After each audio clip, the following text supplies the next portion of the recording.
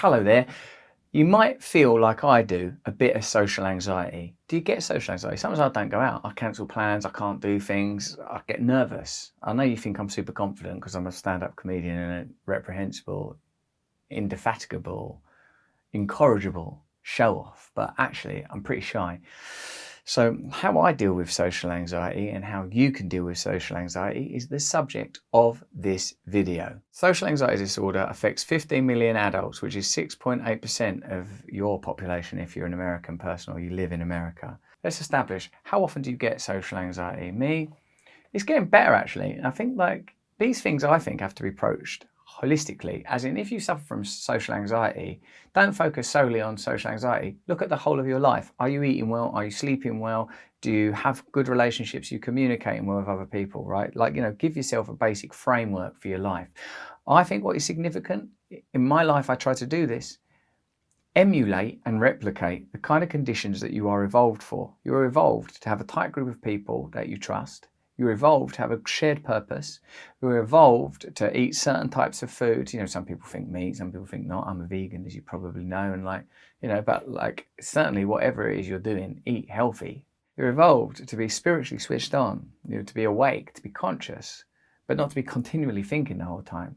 Social anxiety is likely being exacerbated, of course, by the sort of current conditions, by the amount of, you know, fragmentation, fracture, opposition going on at the moment. Social anxiety's probably got a lot worse during the pandemic. I'm sure there's data available on that, but we're not scientists, or maybe you are, but I'm interested in how you feel. Here's a few quotes on anxiety before we go into a little meditation that we're going to do to help you decrease your anxiety levels. And before we start the meditation, I'll invite you to give yourself a little score, 0 to 10 on anxiety, 10 being highest, 0 being the lowest. Like you're at an ice skating rink and you're also the judge and you're going like, you know, is a bad anxiety, 9. At the moment, I've only got about 4 anxiety, but if you told me, Russell, you've got to go to Barack Obama's birthday bash, Jay-Z's going to be there, Bruce Springsteen's going to be there, you best get your shop, oh, go through the roof it would. Now, I do a weekly guided meditation on Luminary, a podcast network of which I'm happy to be a member. You can get it on Apple. It's a subscription model. At the end, I'll show you a little clip of the sort of stuff we do on there. But now, sit in a position where you're comfortable and where you won't be disturbed. This is the meditation part of the video. If you hear any noises that sound like a cat giving birth and a kitten coming into this world, that's what it is. Put your head, neck and chest in alignment. Get your feet on the floor. Put your hands like this, left hand on top of right hand. Stick them in your lap. Close the eyes and take a deep cleansing breath. If you're in front of other people, if you're in a group, you can do this together. If you're in a situation where you're likely to be disturbed, well, you know, you're going to have to deal with that. And don't meditate if it's not safe to do so, for heaven's sake. Have your feet flat on the floor. Have your head, neck and chest roughly in line, but don't beat yourself up over your posture and position. Just be generally comfortable, okay? Close the eyes and take a few deep, gentle breaths. Don't be martial with yourself though, you know what I'm saying? Don't be aggressive with your breathing. It's not like, don't puff yourself up like a little punch bag. Just gently pour out through you and blow out through your mouth. Do an inhalation for 4 seconds. Exhalation for 5. Repeat that a couple of times and keep to that rhythm of breath. As you scan your body, noting anywhere that you feel tension behind your eyes, in your cheeks or your jaw, your shoulder, your neck, across your chest, your stomach. Now, when you envisage the idea of socializing or being around other people, where do you feel that anxiety? Me, it's my heart, you know, like the center of my chest, not the anatomical heart, the almost, what are you going to call it? In chakra terms, the heart. Just above the solar plexus. I also feel some disturbance in my abdomen. As I said to you, mine's about 4 out of 10. You might have a social event or something social. You might have to go to work, you might have to be around people. Give yourself a little score for that. How you feel, how anxious you feel. And note where you feel it in your body. Is it in your tummy? In this moment, continuing to breathe in the rhythm I described, in for 4, out for 5. Bring all your attention right now to that anxiety.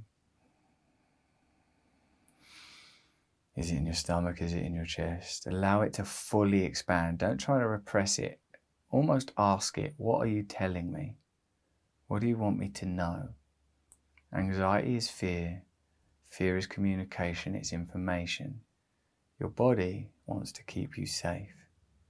Your body, likely due to the fact that we live in conditions for which we are not evolved, is misfiring and sending you signals that are not helpful to your well-being. Not because of its ineptitude, but because of its great genius and the fact that it takes a little while for civilization and evolution to line up.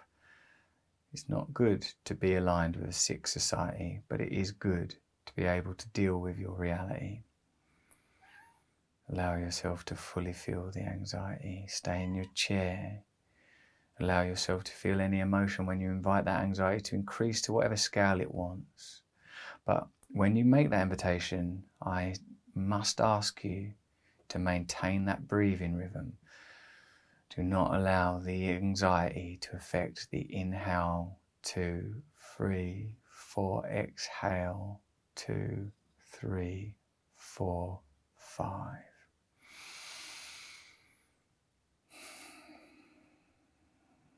Now I want you to be aware that this anxiety, big though it may be, troubling though it is housed within your general awareness. I want you to bring your attention to your hands. I want you to check that you're relaxing your face. I want you to check that your head, chest and neck are roughly in alignment still. And I want you to bring your awareness now while continuing to breathe in the pattern that I described. Bring your awareness to those hands. Feel that awareness.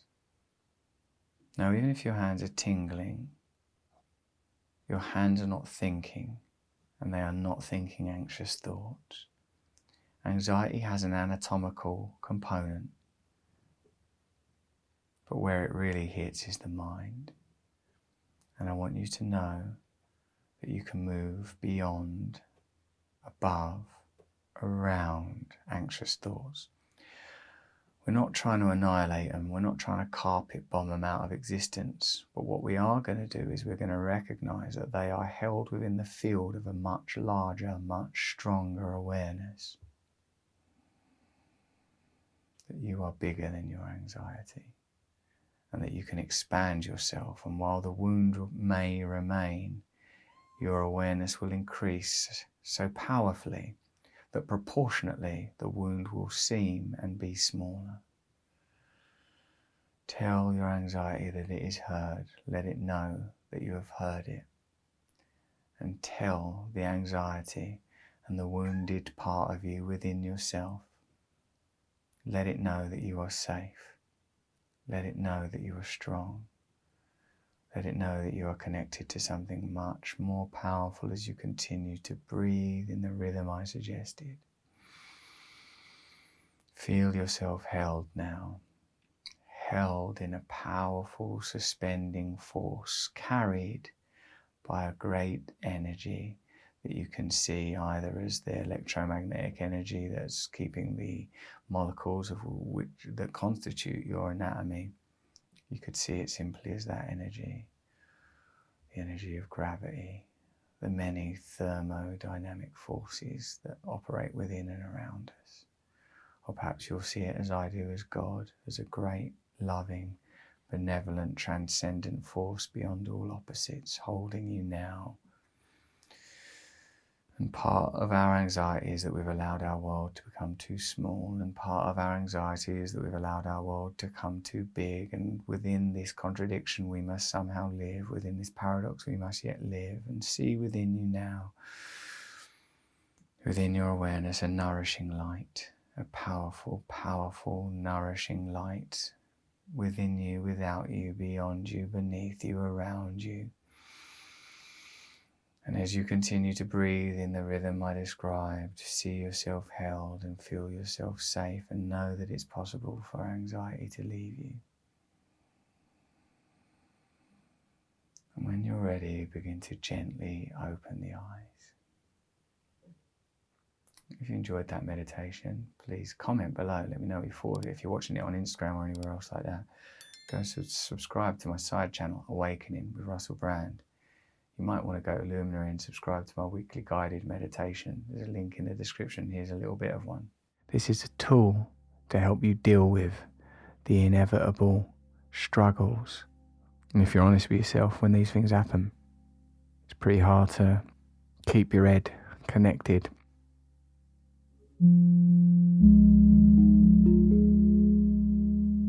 Let's do this now together. Thank you for watching that. Sign up to my mailing list at russellbrand.com. You'll be told of community events I'm doing, and maybe soon you'll get a kitten if you want one. Thanks. Have a look at this video or this video and subscribe to my stuff. Cheers.